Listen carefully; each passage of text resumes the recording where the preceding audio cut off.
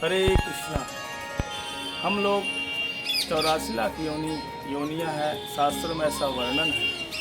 84 लाख योनियों में जिसमें से 4 लाख मनुष्य योनियों की हैं, और उन मनुष्यों में भी फिर एक गणना होती है, क्योंकि मनुष्यों में भी आपस में कहीं न कहीं कोई मंद बुद्धि वाला है, कोई तेज बुद्धि वाला है, कोई सुंदर है, कोई कुछ कम सुंदर है, कोई सांवला है, कोई गोरा है, अनेक है।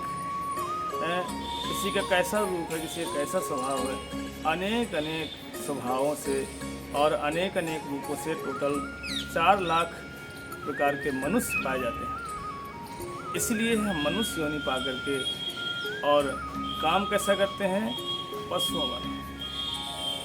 इसलिए बताया गया है कि मनुष्यानाम सहस्रेषु कश्चित् यदति सिद्धे यततामपि सिद्धानाम कश्चिमां वेति तत्वतः।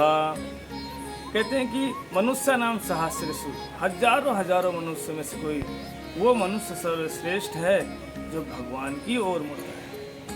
अर्थात यदि हम भगवान की ओर ना घूम करके संसार में क्या खाना चाहिए क्या नहीं खाना चाहिए इसके विषय में हम विचार ही नहीं करते, कहते हैं कुछ भी खाओ सब तो पच जाता है, मांस खाओ, दारू पियो, सिगरेट पियो, हमको लगता है सब कुछ खाना पीना चाहिए। मनुष्य के लिए नहीं, मनुष्य के लिए सब कुछ नहीं है।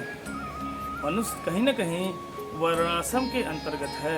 एक धर्म होना चाहिए मनुष्य का। यदि उसका कोई अपना धर्म ही नहीं है तो फिर वो मनुष्य नहीं रहा, फिर तो पशु हो गया। जैसे शेर है, शेर यदि किसी को भी मार के खा जाए उस पर कोई ब्लेम नहीं कर सकता, क्यों? वो पशु है। हाथी किसी को फंसा कर मार दे उसे कोई फांसी नहीं होती, क्यों? वो एक क्या है, योनि है। कौन सी योनि है? वो भोग योनि है, अर्थात जो कर्म किए थे उनको भोग कर रहे हैं। लेकिन मनुष्य के लिए भोग योनि होने पर भी कर्म योनि भी है, अर्थात जो भी करेंगे उसके कर्म बनेंगे और उन कर्मों को फल से उसे हिसाब किताब अर्थात उसे उसका फल भोगना ही पड़ेगा। पशु तक शेर किसी को मार खा जाए उसका कोई कर्म बनने वाला नहीं है, क्यों? वो पहले से भोग योनि है, भोग रहे लोग। इसीलिए क्या खाना चाहिए क्या नहीं खाना चाहिए मनुष्य को जरूर विचार करना चाहिए। यही बुद्धिजीवी, यही बुद्धिमत्ता है। लेकिन अब आजकल क्या है, कुछ भी खाओ, शराब पियो, सिगरेट पियो, गुटखा खाओ, बीड़ी खाओ, किसी पशु को मार कर खा लो। बोल नहीं, यदि हम सबको मार के खाते रहेंगे तो हम नरक भी चले जाएंगे, क्यों? कहते जो व्यक्ति ऐसा काम करता है उसके लिए भगवान ने व्यवस्था बना रखी, कहाँ पर? नरक बताए गए हैं। वैसे शास्त्रों में हजारों प्रकार के नरक हैं, पर भागवतम के हिसाब से नरक कितने प्रकार के हैं? 28 प्रकार के नरकों का वर्णन हुआ है।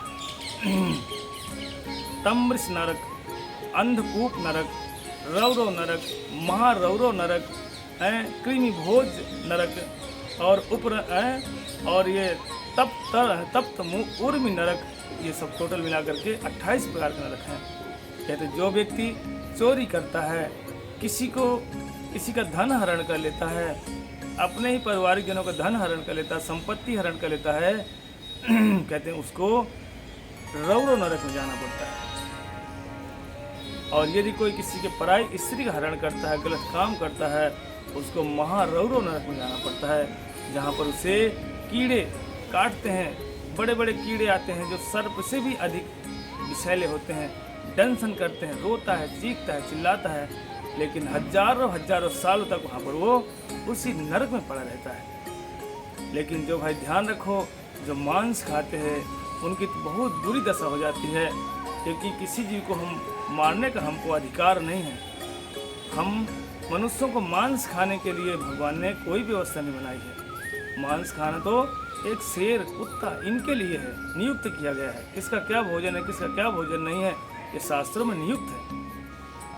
मनुष्य को सदा सर्वदा शाकाहारी ही होना चाहिए, मांसाहारी नहीं। मांसाहारी तो शेर, कुत्ते इत्यादि हैं। इसीलिए भागवतम में कहा गया है कि यस्तोहम व उग्रह पशून् पक्षिणो वा प्राणात् उपरंधयति यदप करुण पुरुषादैरपि तरसम मूत्रम यमानु सूत्रः कुंभी पाके तप्त तैले उपरंधयंती। कहते जो मनुष्य मांस खाते हैं, पशु पक्षियों को मार मार कर उनका मांस खा जाते हैं, कहते हैं ऐसे व्यक्ति को क्या किया जाता है, उपरंधयति, अर्थात उसके मांस के शरीर के जब मरने के बाद उसके शरीर के मांस को काट काट कर क्या करते हैं, कढ़ाई में तल देते हैं, तल करके फिर उन पशुओं को खिलाया जाता है। इसलिए भाई ये मांस छोड़ो और भगवान का भजन करो। यदि मांस खाओगे ना तो भयंकर नरक में जाओगे, तेल की कढ़ाई में तल दिए जाओगे, हजारों साल तक तले जाओगे, निकल नहीं पाओगे। इसलिए हम सबको क्या करना चाहिए, मांस इत्यादि नहीं खाना चाहिए। भगवान का, हम मनुष्य हैं, मांस खाएंगे तो हम मनुष्य नहीं, हम क्या कहलाएंगे, पशु कहलाएंगे। और उस कढ़ाई में फिर चीखोगे, चिल्लाओगे, हाँ करके चिल्लाओगे, बचाओ बचाओ, कोई बचाने वाला नहीं होगा। क्यों? यमराज के दूत क्या करेंगे, आपको उस कढ़ाई में तलते रहेंगे। इसलिए हमें सदा सर्वदा याद रखना चाहिए, हमें कभी भी मांस इत्यादि नहीं खाना चाहिए, हमें भगवान का भजन करना चाहिए। और यही करते करते हमें अपने जीवन को पूरा करना चाहिए। क्योंकि मांस खाएंगे तो हमारी नीची गति हो जाएगी, अर्थात हम फिर तो किसी निम्न योनि में चले जाएंगे। मनुष्य योनि सर्वश्रेष्ठ योनि है, जिसको मनुष्य योनि से यदि हम ऊपर नहीं जा सकते तो कम से कम नीचे भी तो ना गिरे। इसलिए हमें भगवान का भजन जरूर करना चाहिए और भगवान का भजन करते हुए अपने जीवन को यापन करना चाहिए। कहते यही है असली मनुष्य।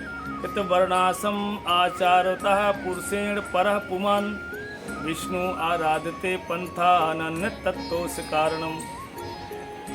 कि मनुष्य को क्या करना चाहिए, वर्णाश्रम धर्म रह करके भगवान का भजन करना चाहिए। यही मनुष्य जो है असली मनुष्य बताया गया है। जो मांस खाते हैं, शराब पीते हैं, उनकी अच्छी गति नहीं, उनको नरक योनि भोगना पड़ता है। इसलिए भाई भगवान का भजन करो, नहीं तो नरक की गति प्राप्त होगी। हरे कृष्णा।